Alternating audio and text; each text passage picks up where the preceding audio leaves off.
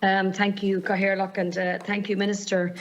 And I think some of my questions have been answered, but I think it's important. Can I ask you about the implementation on the action plan in response to the recommendations from the Commission of the investigation into mother and baby homes? I just want to ask you about fast-tracking the medical cards, because I have been speaking to survivors, and I think good quality healthcare is so important here. So maybe, Minister, you could come back to me on that. And I know we spoke a lot today, and you have about TUSLA and funding, and I'm just wondering, is there any help going to be for through TUSLA for women and children trying to flee domestic violence? And I know that the Minister is launching the public consultation on the government strategy to combat gender violence next week, and is committed to providing a refuge in the 9 counties that don't have one. I know Carlow is one of them, and Minister, I've spoken to you about it, and I've had several meetings with Minister McEntee about it, and that is so important. So the issue too is, and this is where I feel that we're starting to fall down, is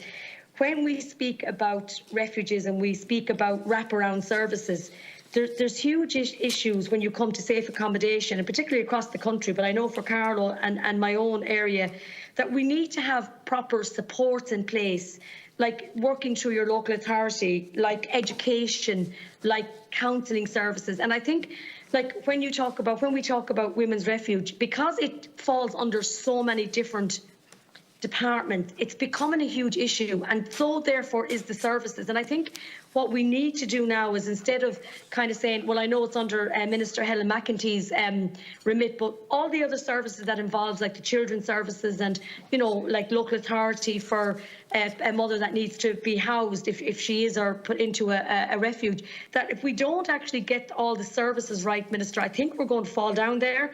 So I would ask you, you know, that do we need to set up a group, or what do we need to do to make sure that all the different departments are involved, because it's not just one area, it's a lot of areas. I know I've spoken to you several times in connection to the cost of childcare, and I know you spoke about it there, and I welcome that you are fully understanding of it and know how much it is costing people, and again, the pay for childcare professionals, and I know that you are addressing that with the funding, and these are issues that we really need to look at. And I know again, and I know it's been brought up when we speak about child poverty and children, and I would have said this several times, where in my own area, Carlow, I have families that have contacted me in schools where you would have children have actually left school because the mothers had to send them to a school that has DESH status because they get the hot meals programme, where you have schools that don't qualify for DESH, or they're trying to get the DESH status and they don't. And that's another area. We're seeing so many cases recently, and we see it, of course, the cost of living is another area that's really been affected here. So, you know, parents have so many bills to pay with the cost of living, whether it's ESB or whether it's, you know, trying to put petrol in their car, trying to feed children, trying to keep a mortgage. There's huge issues, and I think these are all now starting to come together, so that we need to make sure that we address all areas. I just want to ask you about education, and it's come to my attention that the ETB and the BTI are not accepting new learners from the Carlow Early Years Training Scheme for childcare modules. This means any new participants that's starting on the childcare scheme will not be able to start their Level 5 or Level 6 childcare module until after September 2022. See, they used to be able to do it in stages, but this is not the case now. The new curriculum participants, they are not being given the opportunity. Sorry, just that. Sorry? Yeah, that actually isn't relevant to the estimates, that part in relation to education. No, so, but I just think it's important, Cathaoirleach, to bring this in today, because we are speaking about early childcare, you know, early childcare professionals, and I just think it is something, maybe, Minister, that you would come back to me on, because I just feel again that we need to actually see what we can do here, because we have to make sure to encourage people into the childcare. I mean, as you said yourself there, Minister, it's important now that we have childcare professionals, that we support them, we attract people into them, and that we retain them. So maybe you could look at that. But again, Minister, you might come back to me on this, and thank you very much. Minister.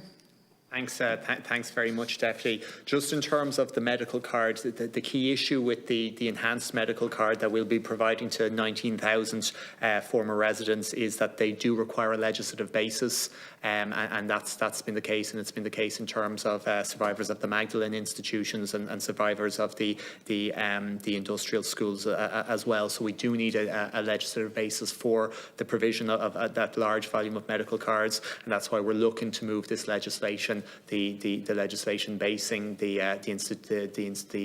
institutions payment scheme as quickly as possible.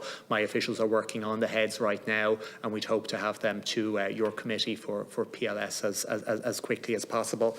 On the issue of the SGBV, and apologies, Deputy Carnes, I didn't get to answer your question on that as well, so I might kind of cover some of that as well, though I gather we'll be speaking about it in the Dáil later on as well this evening.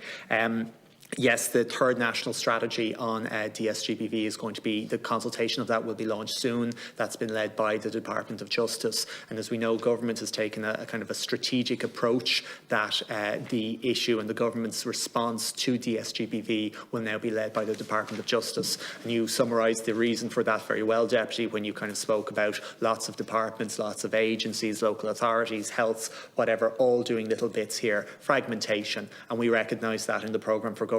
That's why we set up that audit to identify where is everything being done right now and how can we bring it together. And the government has now taken that decision. We're going to bring it together under the Department of Justice, under a new entity that the Department of Justice will operate, and that will mean responsibility for the provision of refuge and the provision of those services you spoke about. That won't be overseen by my department anymore. It won't be overseen by TUSLA. It will all go to the Department of Justice, and that's a strategic decision that the government has taken. And I think recognising the huge challenge that we have with domestic, sexual and gender-based violence in this country. And I think centralising everything there will allow for the delivery of the refuge spaces that we do need. And everybody recognises we don't have enough refuges, we don't have enough refuge spaces in the country. And there's significant parts of the country where both counties like your own county, Deputy, are without coverage, but also just physical areas within our larger counties where a refuge is an hour and a half drive, which is an immediate disincentive to someone who might be fleeing in a situation of real